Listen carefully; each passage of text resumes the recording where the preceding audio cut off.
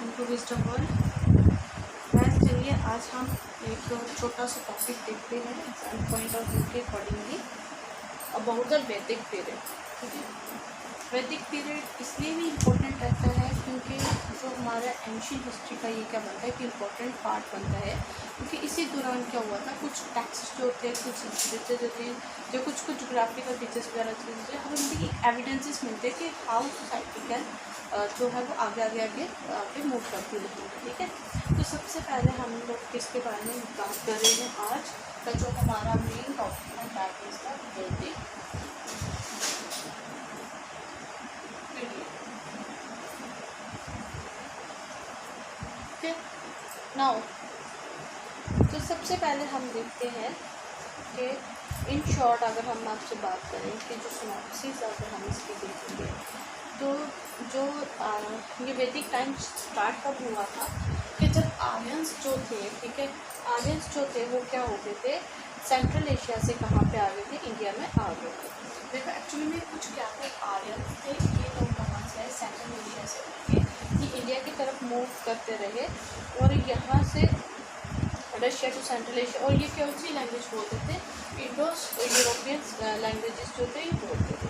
कुछ आर्यंस ने कहाँ पे जाके इन्वेजन किया, कुछ आर्यंस यूरोप में चले गए। जब ये इन्होंने यूरोप में इन्वेजन किया तो ये क्या बन गए, इंसेस्टर्स बन गए, इसके लैटिन्स के, ग्रीक्स के या फिर ट्यूटन्स वगैरह थे उनके। तो कुछ जो थे वो कहाँ पे चले गए, अंतोलिया में चले गए। कुछ कहाँ पे चले गए, अंतोलिया।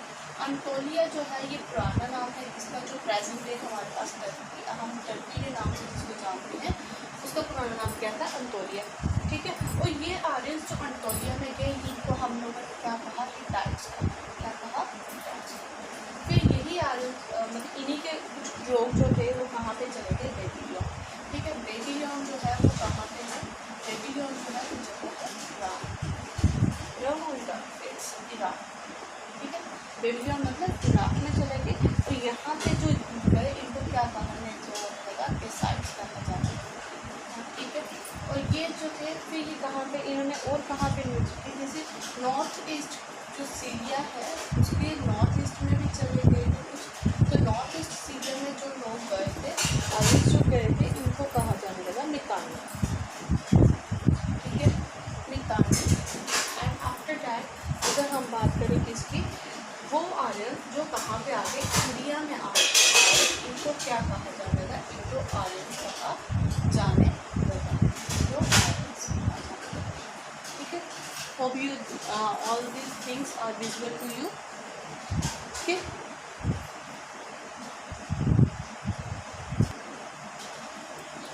नाउ अंतोलिया में जो गए थे उनको हिटाइट्स कहा जाने लगा, जो बेबीलोन इराक में गए थे उनको कैसाइट्स कहा जाने लगा, जो नॉर्थ ईस्ट सीरिया में गए थे उनको मितानी कहा जाने लगा, और जो इंडिया में आए उनको इंडो आर्यंस कहने लगे हम लोग।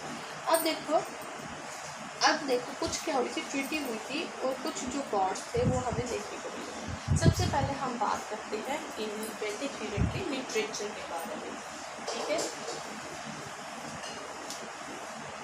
अगर हम वैदिक पीरियड का लिटरेचर की बात करें, लिटरेचर का क्या मतलब हो गया कि जो भी बुक्स, पोइट्रीज वगैरह जो लिखी गई हैं वैदिक टाइम में उसको हम लोग किस तरीके से पढ़ेंगे। ठीक है, अब अगर हम लिटरेचर देखते हैं तो हमें पता है कि उससे पहले हम एक चीज़ और देख लेते हैं लिटरेचर से पहले कि वैदिक पीरियड जो है वो दो पीरियड फेसेस में डिवाइड हुआ है। ठीक है, वैदिक पीरियड जो है वो दो फेसेस में डिवाइड हुआ है, जिसको कहा जाता है अर्ली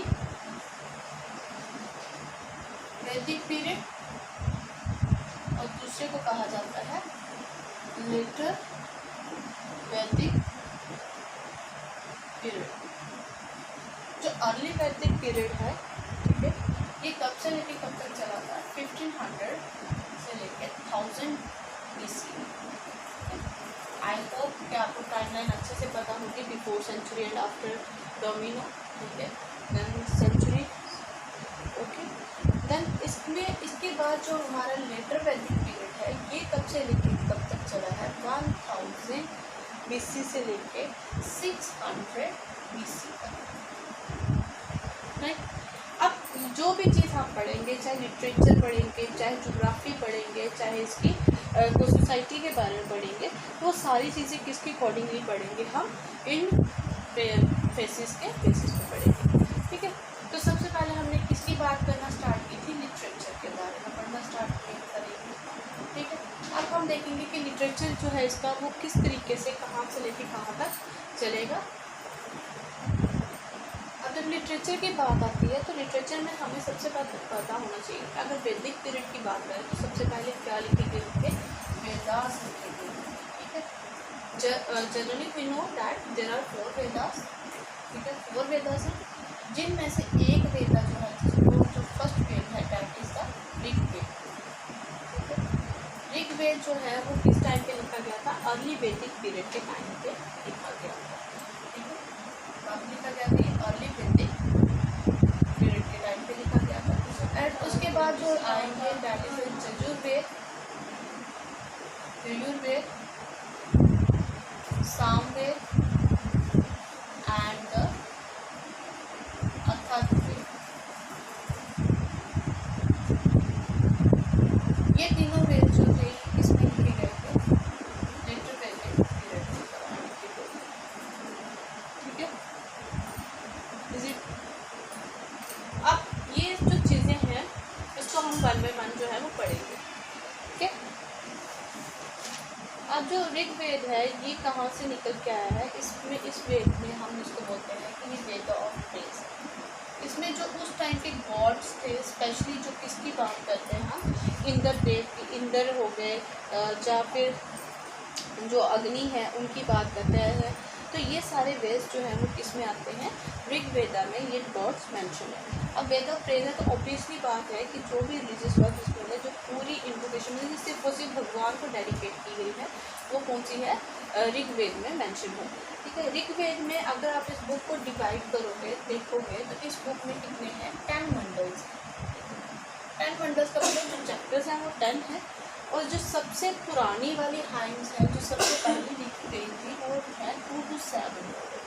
ठीक है, अगर आप 2 से लेकर 7th मंडल को ओपन करते हो तो वहाँ पे आपको क्या मिलेंगी, जो ओल्डेस्ट हाइम्स है वो पढ़ने को मिलेंगी। ठीक है, और यह इसका जो ये 3rd मंत्र है, ठीक है, the most important most famous जो मंत्र है हमारा दैट इज गायत्री मंत्र, वो यहाँ पे मेंशन है। ठीक है, गायत्री मंत्र यहाँ पे मेंशन है। तो हम सभी को पता है कि गायत्री मंत्र जो है वो सावित्री जी को डेडिकेट किया गया है, और ये लिखा भी किसने है, महर्षि विश्वमित्र ने लिखा है।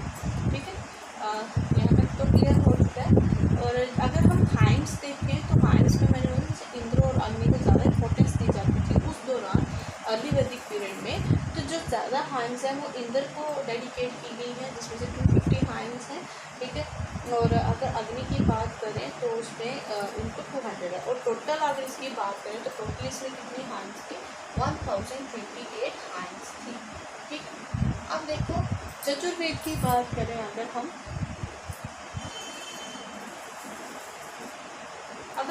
यजुर्वेद की बात करते हैं तो जो यजुर्वेद है, ठीक है, यजुर्वेद में कलेक्शन ऑफ सैक्रिफिशियल फार्मूला, मतलब कि जो भी सेक्रीफाइस किए जाते थे, चाहे वो कोई किंग बनाया जा रहा है किसी को, या फिर किसी भी किस्म से अगर हम लोग क्या कर रहे हैं, कोई रॉयल सेरेमनी कर रहे हैं, मतलब इसमें 2 तरह की सेरेमनीज की बात की गई है यजुर्वेद में, जिसमें हम लोग क्या बोलते हैं, यजुर्वेद की अगर हम बात करें तो इसमें 2 तरह की इकाई होती है, राजस्व और दूसरी आती है वाजपेयी। इसमें तो कोरोनेशन ऑफ द किंग की बात की जाती है कि अगर राजा कोई बन रहा है तो उस टाइप के जो भी यज्ञ जजन किसी चीज़ का बलिदान दिया जाता है। ठीक है, जैसे हम देखते हैं कि बहुत सारे रिलीजन्स के अकॉर्डिंगली जब किसी भी कल्चर में किसी तरीके के एनिमल को सेक्रीफाइस किया जाता है, या फिर कोई जो फूड होता है उसको सेक्रीफाइस किया, तो वो सारी चीज़ें जो है वो कहाँ पे हैं, उस तरीके की जो एक्टिविटीज़ होती है जब किसी को किंग बनाया जाता है उसको हम बोलते हैं राजस्व। और वाजपेयी में आता है जब हम किसी चीज़ को डोनेट करते हैं, दान वगैरह करते हैं, उस टाइम पे जो सेक्रीफाइस किए जाते हैं वो सारे आती है। यहाँ के जो मंत्र हैं वो वर्सेस और कोर्स में दोनों लिखे गए। थर्ड हम बात करेंगे किसकी, सामवेद की। सामवेद क्या है हमारा, ये वर्ड समान से निकला हुआ है, तो ये डेडिकेट है, इसको सिंपली हम याद रखें म्यूज़िक, ठीक है।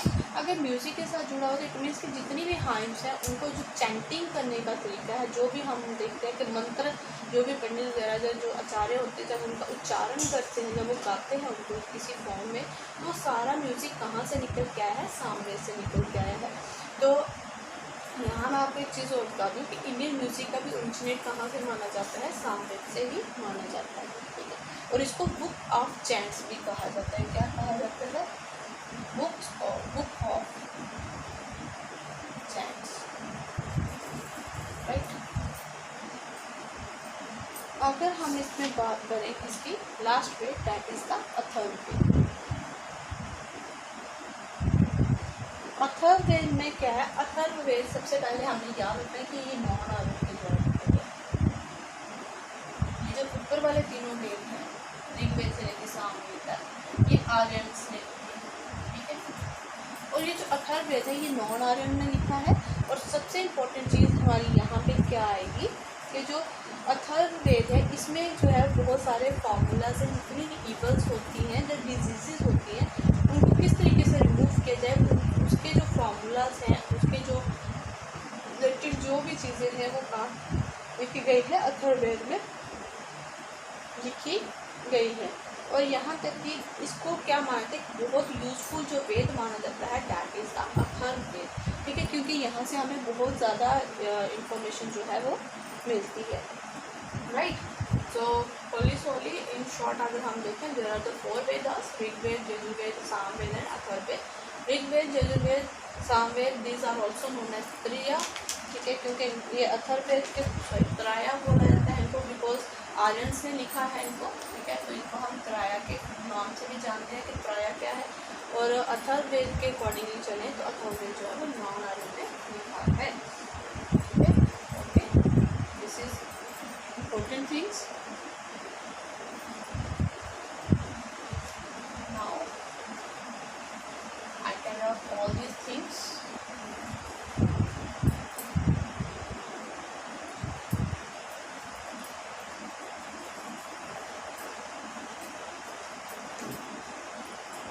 Then जो सिटी ऑफ लिटरेचर की बात की जाए ट्वेल्थ पीरियड में, उनके बाद क्या क्या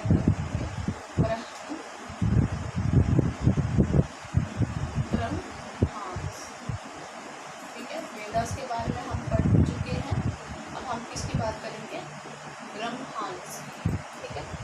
ब्रह्मांस जो है इनको कमेंट्रीज बोला जाता है 4 वेदास। जो भी चीज़ें वेदास में लिखी गई हैं उनके ऊपर जो कमेंट्रीज हैं, जिससे हम बोलते हैं ना कि कौन सी चीज़ फेवरिज्म है, कौन सी चीज़ क्रिटिसिज्म है। कोई भी चीज़ तो उसका फेवरिज्म और क्रिटिसिज्म किसी चीज़ में लिखा जाता है ना, तो उसी तरीके से वेदास के ऊपर जो कमेंट्रीज थी वो किस पे लिखी गई थी? ब्रह्मांस में लिखी गई थी, ठीक है। और जो ये हमें इंफॉर्मेशन देते हैं, ना ही सिर्फ सेक्रीफाइसेस के बारे में, बल्कि जो थियोलॉजी थी, फिजियोलॉजी थी या फिर फिलोसफी थी, मैनर्स जो थे लेटर वैदिक पीरियड के, उनके बारे में भी ये बताते हैं हम, ठीक है। अगर आप इन टोटल बात करते हो, जैसे वेदास 4 पीरियड कितने होते हैं? 18 होते हैं, ठीक है। इससे ज़्यादा हमने याद रखने की जरूरत नहीं है। अगर आप चाहो तो फिर 4-5 नाम जो है वो याद रख सकते हैं, कार्य है, कुमाथा है, तो सकते हैं। तो ये आपकी बुक्स के अकॉर्डिंगली पता चलता है। थर्ड वन क्या लिखे गए हैं? अरेंटास, ठीक है। अरेंटास क्या होती हैं? फॉरेस्ट बुक्स होती हैं, ठीक है। अरेंटास को क्या कहा जाता है? These are forest books. अरेंटास क्यों फॉरेस्ट बुक्स के नाम से जानी जाती है?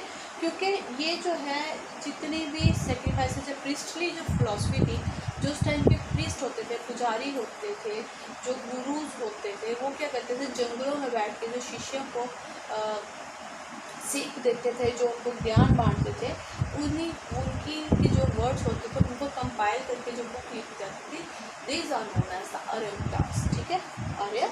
अरेंटास, ठीक है। आफ्टर दैट हम लोग किसके बारे में बात करेंगे? उपनिषद्स के बारे में। उपनिषद के बारे में जब हम बात करेंगे तो उपनिषद का मतलब क्या होता है? Seated in the feet of गुरु, कि गुरु के चरणों में बैठ के आपको क्या करना है? ज्ञान को प्राप्त करना है, ठीक है। और इसमें देखो ये टोटल कितने होते हैं? 108 होते हैं। उपनिषद कितने टोटल 108 है। और उपनिषद को जो लिखते थे they are written by Kshatriyas.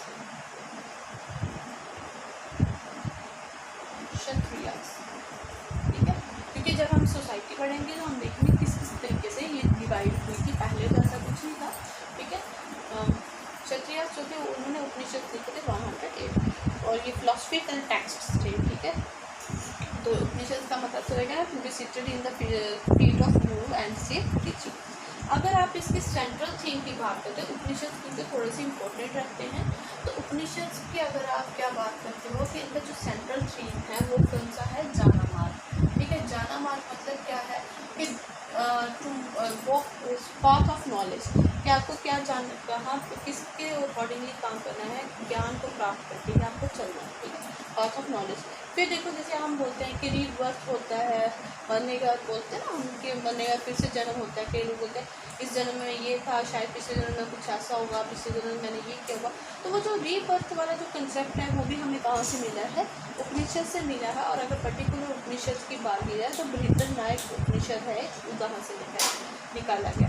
फिर then after that unity in diversity का कंसेप्ट है कि इंडिया में बहुत ज़्यादा चलता है हमारे, that is the from the taken from the Mundakopanishad. अब देखो सबसे पहले जो लॉर्ड कृष्णा का मेंशन था वो भी कहाँ पे हुआ था, कृष्ण भगवान का जो मेंशन था, जैसे आपने बोला ना कि वेदास में अर्ली वैदिक पीरियड में इंद्र भगवान जो अग्नि को जैसा वो ज़्यादा प्रेफरेंस मिलती है। लेकिन जब लेटर वैदिक पीरियड का टाइम आ गया था, उस टाइम पे ये बुक्स लिखना शुरू हो चुके थे लोग।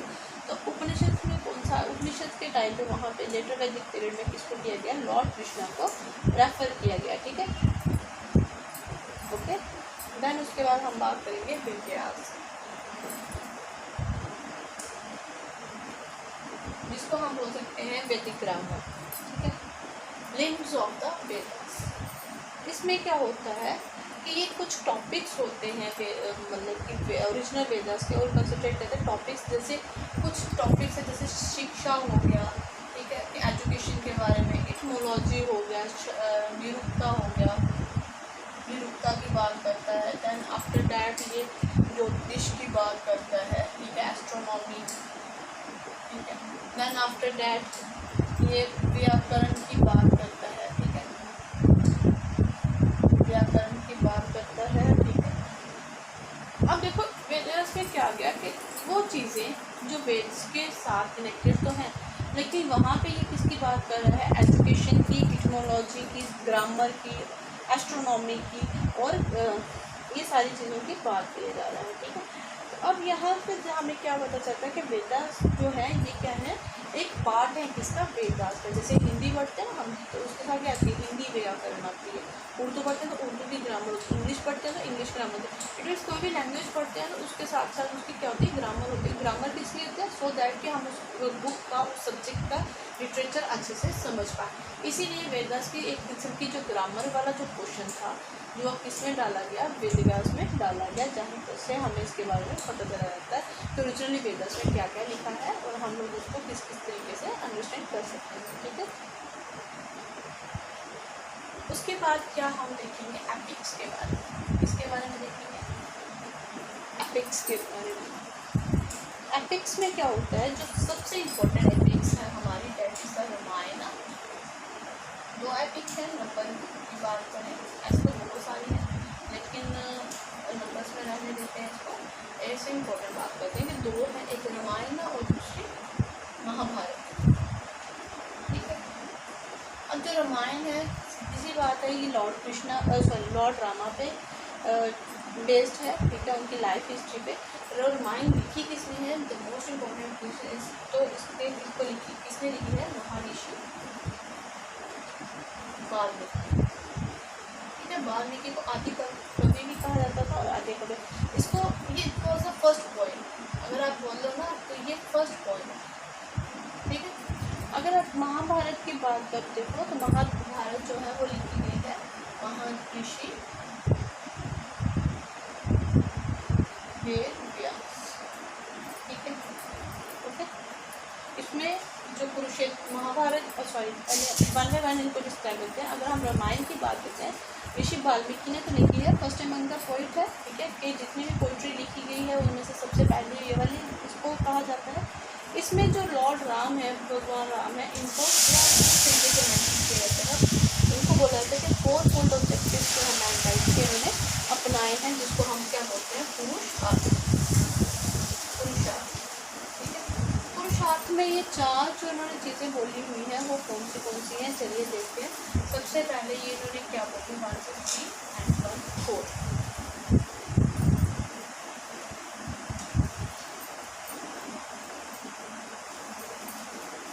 देखते हैं किस तरीके से हमने इसको कहा। देखिए सबसे पहले उन्होंने बोला है धर्म।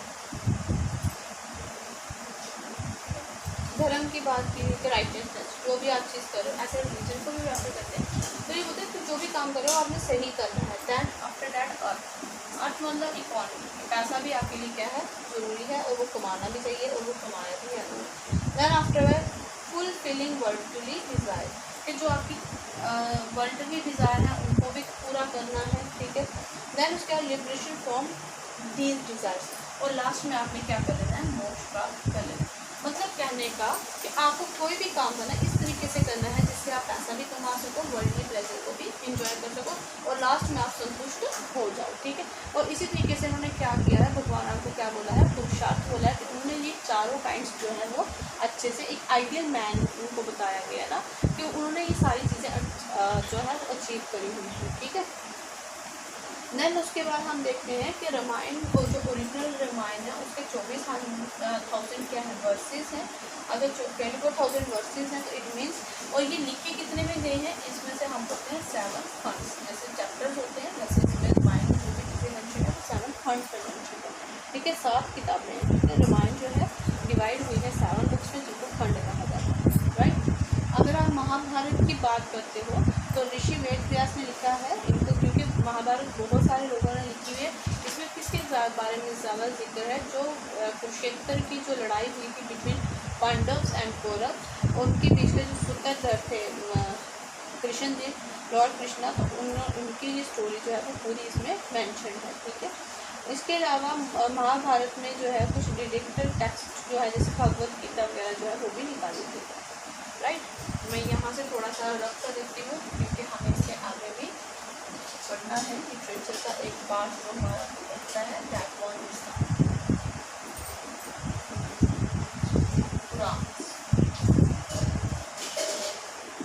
ठीक है। पुराण की अगर हम बात करते हैं तो वर्ड पुराण जो है वो सजेस्ट करता है कि उन टेक्स्ट के बारे में हमें बताता है जिनको रिन्यू किया गया, ठीक है। कुछ लिटरेचर बहुत टाइम पहले लिखा था, उनको फिर रिन्यू किया जाता है, होता है। इसमें जो है जो पुराने मिथोलॉजिकल टेक्स्ट थे जिसमें नरेटिव स्टोरीज थी, उनके बारे में बताया गया है। और स्पेशली जो है इसमें किसके बारे में, जैसे कोई साधु संत होंगे उनकी स्टोरीज होंगी, कोई गॉड होंगे, कोई होंगे, डेविल्स होंगे, उनके बारे में। और इसमें एक चीज़ हम बोलते हैं, दैट इज त्रिमूर्ति का जो जिक्र है, जो इसमें जो बात है वो कही गई है। त्रिमूर्ति में कौन कौन आएंगे, ब्रह्मा, विष्णु और महेश, ठीक है। ब्रह्मा जिनको क्या कहा गया है, द क्रिएटर कहा गया है। विष्णु जिनको प्रिजर्वर कहा गया है, और महेश जिनको डिस्ट्रक्टर कहा गया है, ठीक है। ये जो है इसमें मेंशन है। अगर हम इसकी टोटल बात करें, पुराण कितने हैं, 18 पुराण, ठीक है। तो 18 ही ब्रह्मांड है, 18 ही पुराण है, और 108 उपनिषद है। इनकी स्ट्रेंथ हमें पता होनी चाहिए, ठीक है। बहुत पुराण आपने सुने भी है, जैसे भगवत पुराण है, धर्म पुराण है, मतलब जो चीज़ें पहले से टेक्स्ट हैं उन्हीं के बारे में कुछ ना कुछ जो है वो उसको रिन्यू करके, उसको कुछ चेंज करके, या उसमें कुछ ऐड ऑन करके, डिलीशन करके जो चीज़ें लिखी गई हैं वो सारी किस्में हैं पुराण में, ठीक है। एक किस्म का क्रक्स निकाल के जो है वो उनमें डाला गया है, ठीक। तो ये थी हमारे लिटरेचर के बारे में, वैदिक लिटरेचर के बारे में।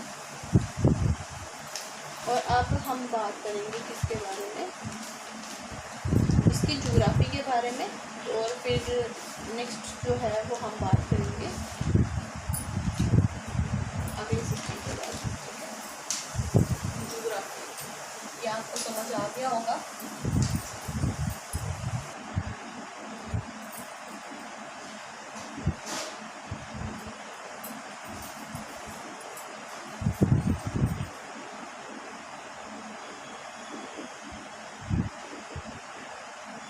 लेटर वैदिक पीरियड।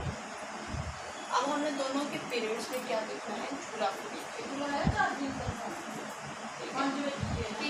अर्ली वैदिक में ज्योग्राफी कैसी थी और लेटर वैदिक के टाइम पे ज्योग्राफी कैसी थी।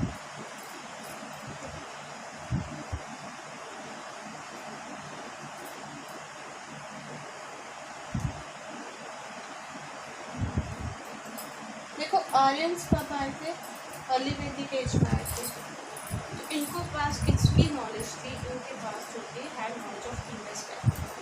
ठीक है, तो मोस्ट इम्पॉर्टेंट सबसे पहले हमने क्या देखा, इनके पास इंडस वैली की नॉलेज थी। अब जब इंडस वैली की नॉलेज थी तो इन्होंने देखा कि ये इंडस वैली को क्या बोलते थे, सप्त संभावा। क्या बोलते थे, सप्त संभावा। I think I should remove it from here so that we can do it later. सप्त संभावा। सप्त संभावा का मतलब अगर हम देखें तो इसको हम लोग क्या बोलते हैं, लैंड ऑफ 7 रिवर्स। ठीक है, 7 दरियाओं की जो ज़मीन है उसको हम लोग क्या बोलते हैं, सप्त संभावा बोलते हैं। तो ये लोग जो थे, क्योंकि यहाँ पे अर्ली वैदिक टाइम पे हमने देखा था तो लोग थे ज़्यादातर आर्यंस थे। ठीक है, अब आर्यंस जो थे वो इस इंडस को किस नाम से जानते थे, इंडस को ये जानते थे सिंधु के नाम से। ठीक है, सिंधु। सबसे ज़्यादा अगर आप बात करोगे अर्ली वैदिक टाइम में कौन सा ऋग्वेद जो है वो सबसे पहले लिखा गया था, दैट इज ऋग्वेद। तो सबसे ज़्यादा जो मेंशन रिवर है ऋग्वेद में वो कौन सा होगा, सिंधु रिवर होगा। अब इसके देखो, इसकी कुछ ट्रिब्यूटरीज हैं, इसकी कुछ वेस्टर्न ट्रिब्यूटरीज हैं, कुछ ईस्टर्न ट्रिब्यूटरीज हैं। ठीक है, इसके बाद अगर हम बात करते हैं अर्ली वैदिक पर जो है ये टर्म, एक टर्म यूज करते थे, समुद्र। ठीक है, समुद्र जो वर्ड था ये किसके लिए यूज करते थे, for the collection of water. इसके लिए इस्तेमाल कर रहे थे, कलेक्शन ऑफ वाटर, कि जो पानी आया हम बोलते हैं समुद्र, तो हम उस टाइम पे ये लोग क्या वर्ड यूज करते हैं, समुद्र वर्ड जो है वो यूज करते हैं। इसके अलावा इनको किसके बारे में पता चला था, एक इन्होंने होली रिवर निकाला था, that is the Saraswati river. इसके बारे में बात, सरस्वती रिवर। ठीक है, सरस्वती जो रिवर था इसको ये लोग क्या बोलते थे उस टाइम पे, नदी तारा। क्या बोलते थे उस टाइम पे, नदी तारा कहा जाता था। ठीक है, अब इसका जो ये हमें जो सरस्वती रिवर है इसके जो हमें इसकी खोज हुई है ये कहाँ से हुई है, घाघरा हकर जो चैनल है एक। ठीक है, कहाँ से मिला है ये, घाघर हकर। अगर आप प्रेजेंट डे का मैप देखोगे तब यह हुआ है कि घाघरा हकर एक चैनल है। ठीक है, चैनल मतलब छोटा सा नाला है, वहाँ से निकला हुआ है और ये कहाँ पे प्रेजेंट है, राजस्थान के अंदर। तो राजस्थान वाले एरिया से को क्या मिला है, सरस्वती रिवर, जिसको ये किस नाम से जानते थे, नदी तारा के नाम से जानते थे। अच्छा, अब जैसे हमने बात की कि सबसे पहले जो सबसे ज़्यादा मेंशन्ड रिवर था, मोस्ट मेंशन्ड रिवर जो था ऋग्वेद में, वो कौन सा था, सिंधु था। ठीक है, मोस्ट मेंशन्ड कौन सा था, रिवर सिंधु। अब इसके अलावा क्या और कोई मेंशन था, बिल्कुल था। वो कौन से थे, वो इसमें थे यमुना, ये देखिए यहाँ से ब्रेक करी। ठीक है, यमुना के अलावा यहाँ पे और कौन सा था, गंगा। ठीक है, लेकिन देखो सबसे ज़्यादा बात इन्होंने किसी दरिया की है, सिंधु नदी की करी हुई है, जिसको हम इंडस के नाम से जानते हैं। यमुना के बारे में इन्होंने 3 बार कहा है और एक ही बार जो है गंगा का नाम कितनी बार आया है, सिर्फ एक ही बार इस टाइम पे आया है। तो इसके बाद देखते हैं, देखिए जो माउंटेन्स हैं हमारी, ठीक है, क्योंकि कोई जब भी ज्योग्राफी के हम फीचर्स की बात करते हैं उसमें रिवर्स, लेक्स, ये जो माउंटेन्स वगैरह हैं ये सब कुछ आता है। तो यहाँ पे जो माउंटेन्स थी वो कौन सी माउंटेन्स थी, यहाँ पे जो माउंटेन्स थी वो कौन सी थी, जो दो माउंटेन्स के बारे में जानते थे जिसको इन्होंने नाम दिया था, एक को हेमवन और दूसरे को मधुबन। हेमवन तो ये कहते थे स्नो माउंटेन्स को, स्नो माउंटेन्स को।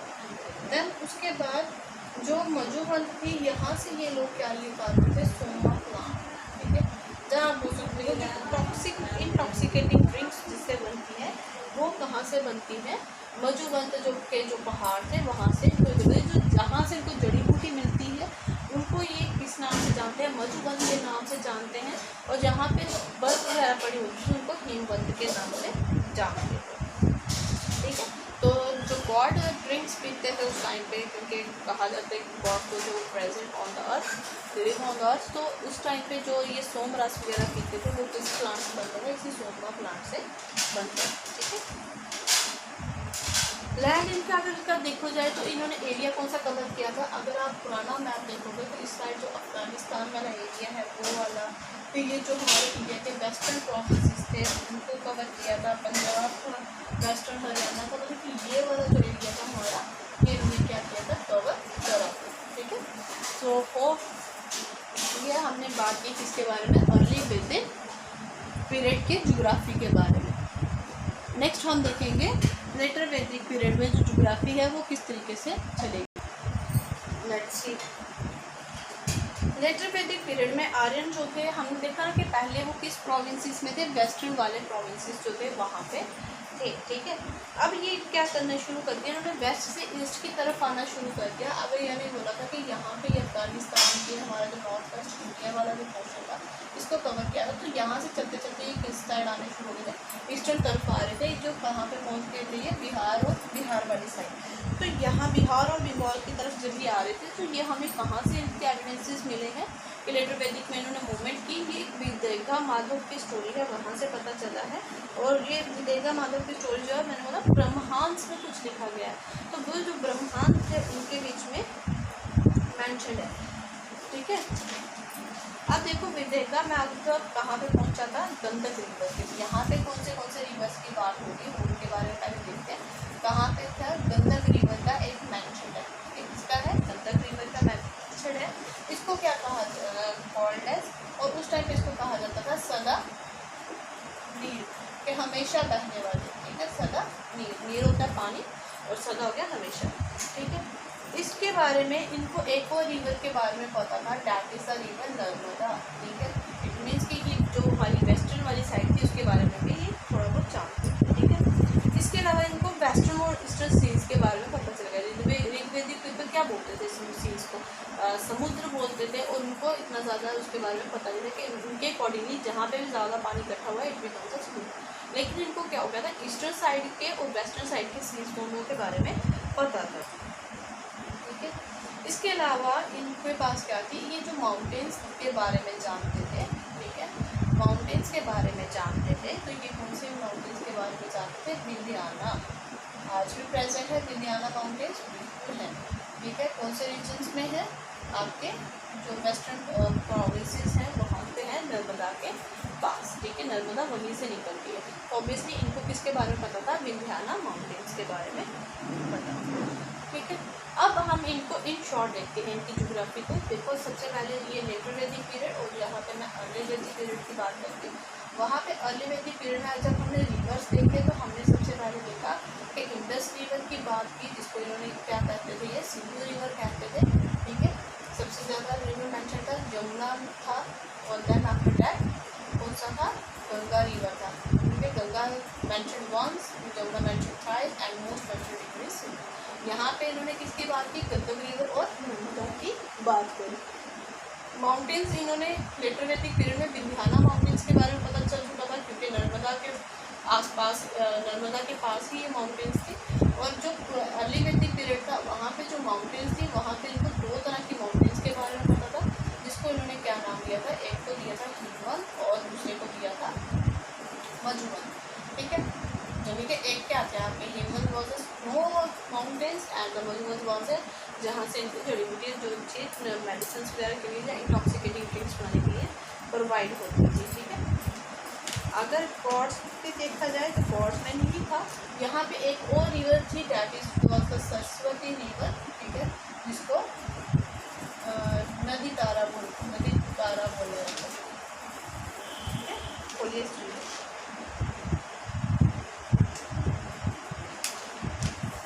ठीक है, I don't know is it clear? Okay, तो नेक्स्ट वीडियो होप सो कि आपको लिटरेचर और ज्योग्राफी जो है वैदिक पीरियड की टू द पॉइंट जो है वो समझ आ गई होगी। अब हम नेक्स्ट देखेंगे इसका पॉलिटिकल सिस्टम, अर्ली वैदिक टाइम का और ये लेटर वैदिक टाइम का, तो ये हम देखेंगे नेक्स्ट वीडियो में। Holi sorry you can understand. Thanks for watching my channel, my videos. Do keep like and share. So thank you so much for being.